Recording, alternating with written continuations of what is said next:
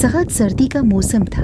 हमारे मोहल्ले में एक पीर साहब आए हुए थे जो लोगों के बकौल बहुत पहुंचे हुए थे।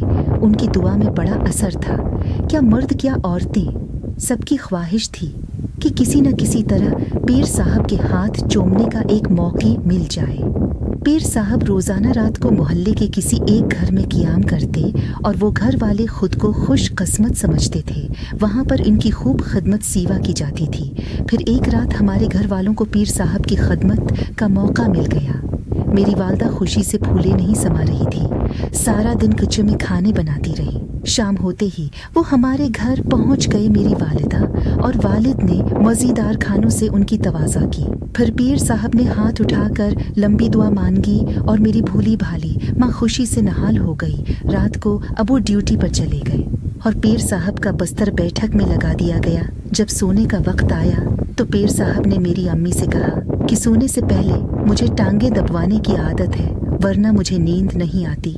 उम्मी ने झट से मुझे हुक्म जारी कर दिया कि अर्म बेटी बाबाजी की टांगे दबा दूं और खुद कमरे से बाहर निकल गई। अब मेरा कोई भाई तो था नहीं, इसलिए ये अंतहाई अहम फरीज़ा मुझे सौंप दिया गया था। मेरी अम्मी तो पीर साहब की इतनी कदरदान थी कि उनका बस चलता तो खुद ये काम करने लग जाते।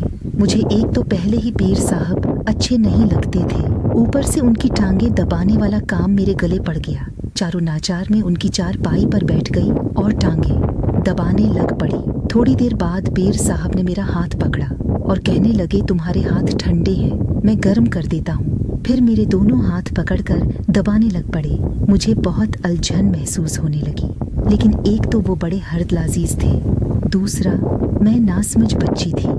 इसीलिए खामोशी से उनके बस्तर पर बैठी रही कि वो नाराज ना हो जाएं। फिर उनकी दस्त दराजियां बढ़ती चली गई। मैं खामोशी से बैठी रही। कोई 1 घंटा वो मेरे जिस्म के साथ छेड़छाड़ करते रहे।